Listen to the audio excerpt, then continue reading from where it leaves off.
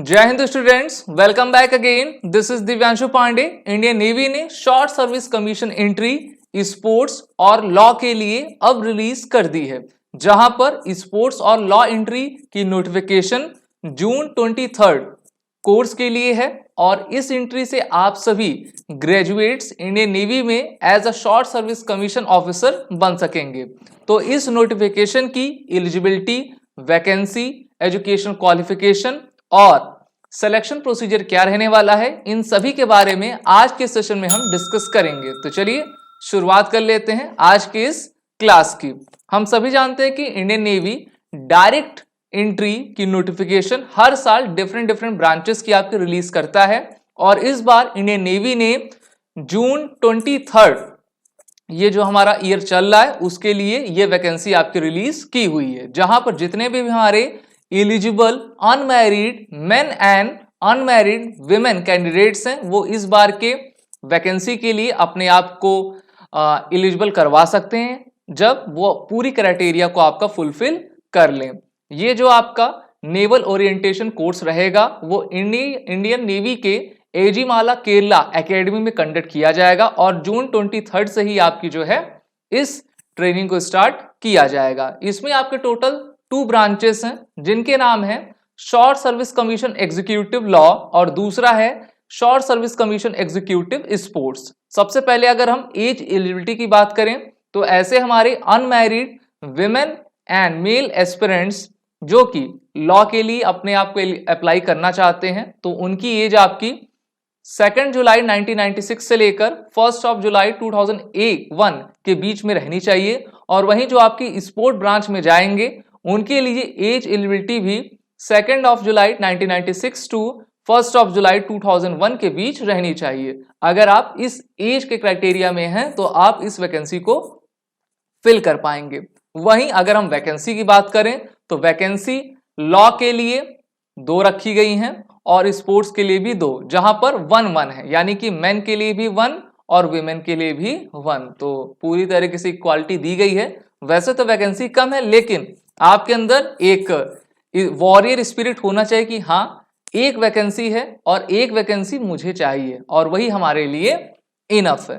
बाकी बात कर लेते हैं एसएससी एग्जीक्यूटिव लॉ के एजुकेशनल क्वालिफिकेशन की। तो हमारे जितने भी लॉ ग्रेजुएट्स हैं जिन्होंने अपने लॉ में 55% मार्क्स स्कोर किया है वो एलिजिबल हैं पूरी तरीके से और उनका जो भी आपका कॉलेज होना चाहिए वो आपके बार काउंसिल ऑफ इंडिया, ठीक है, तो उससे आपका रिकॉग्नाइज होना चाहिए।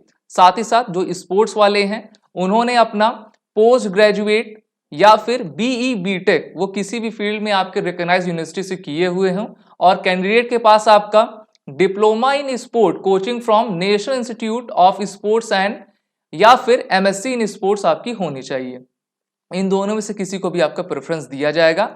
साथ ही साथ प्रोफेशनल क्वालिफिकेशन में देखें, a candidate should have participated in athletics, swimming at senior national level championship या फिर आपका गेम्स में। तो यहां पर हमने देख लिया है। लॉ के बारे में बात कर लें तो इनकी जो आपकी एज है क्राइटेरिया 2 जुलाई 1996 से लेकर 1 जुलाई 2001 और यही आपका स्पोर्ट्स के लिए भी है। वहीं एसएससी एग्जीक्यूटिव में आपको 55% आपके ग्रेजुएट लॉ में चाहिए। वैकेंसी 2 है मेन एंड विमेन दोनों के लिए, यानी कि एक दोनों के लिए। उसी तरीके से अगर आप एस्पिरेंट्स हैं स्पोर्ट कोटा में जाना चाहते हैं तो आपका बीई बीटेक होना चाहिए। साथ ही साथ आप किसी भी आपके जैसे स्विमिंग हो गया, एथलेटिक्स हो गया, उसको आपने सीनियर लेवल पर खेला हुआ हो। और आप सभी डिफेंस एस्पिरेंट आप जानते हैं कि ये आपकी एक डायरेक्ट एंट्री है तो एसएसबी क्रैक एग्जाम के इंटरव्यू ऑनलाइन कोर्स में इनरोल होकर अपनी तैयारी को आप बेहतर कर पाएंगे और आने वाले एसएसबी इंटरव्यू में रिकमेंडेशन ले पाएंगे। कोर्स की लिंक नीचे डिस्क्रिप्शन बॉक्स में दी गई है और आपको 1 ईयर का फुल एक्सेस इस इंटरव्यू ऑनलाइन कोर्स में दिया जा रहा है। एलिजिबिलिटी फॉर एनसीसी कैंडिडेट्स, तो हमारे इंडियन आर्म फोर्सेस की कोई भी वैकेंसी हो वहां पर एनसीसी के कैडेट्स को हमेशा से ही प्रेफरेंस दी जाती है। तो एनसीसी कैडेट्स जिन्होंने अपना एनसीसी में सी सर्टिफिकेट लिया है, सी सर्टिफिकेट होल्डर हैं, उनको आपके कट ऑफ मार्क में 5% का आपका वेटेज दिया जाएगा, छूट दिया होगा। और एनसीसी सी सर्टिफिकेट में आपको मिनिमम बी ग्रेड तो आपका होना ही चाहिए। और सबसे इंपॉर्टेंट बात यह है कि C certificate should not be dated prior to 1 June 2020 June के पहले का नहीं होना चाहिए। अगर आपने 2020 के बाद की एनसीसी की है तभी आप इसके लिए एलिजिबल रहेंगे। Serve not for less than 2 academic years in the senior division navy army air wing, यानी कि किसी भी विंग में हो उससे मतलब नहीं है, बस आपको इस डेट को देखना है। The final selection will be subject to verification of the certificate issue by the DG NCC concern NCC unit for its validity. और अगर आप मान लीजिए सेलेक्ट होते हैं लेकिन आपने कोई भी फॉल्स स्टेटमेंट सबमिट की है तो आपका कैंडिडेचर वहीं से आपका हटा दिया जाएगा।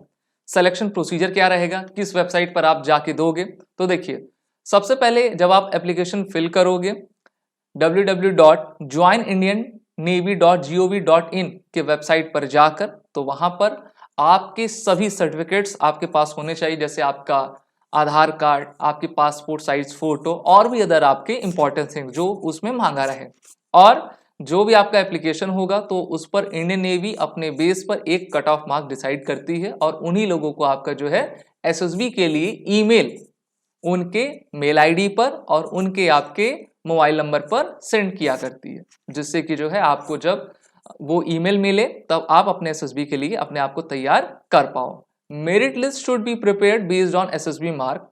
Candidate declared fit in the medical examination would be appointed as per availability of vacancies in the entry. और आप सभी जानते हो 2 वैकेंसी है, एक लॉ के लिए 2 है और एक आपका स्पोर्ट के लिए भी 2 है, तो कंपटीशन टफ है और आपको बेहतर तैयारी करके जाना है। ट्रेनिंग प्रोसीजर क्या रहेगा और सबसे पहली रैंक आपको क्या दी जाएगी, तो जो आपका शॉर्ट सर्विस कमीशन ऑफिसर की सबसे पहली रैंक हमारे इंडियन नेवी की होती है वो आपकी सब लेफ्टिनेंट की होती है। ठीक है, ट्रेनिंग आपकी आईने एजीमाला केरला में कराई जाएगी जो कि एशिया की सबसे लार्जेस्ट नेवल एकेडमी है और इस एग्जाम में सिर्फ और सिर्फ अनमैरिड कैंडिडेट्स को ही एलिजिबल माना जा रहा है। अगर आप during the period of the training शादी कर लेते हैं तो आपकी कैंडिडेचर निरस्त कर दी जाएगी।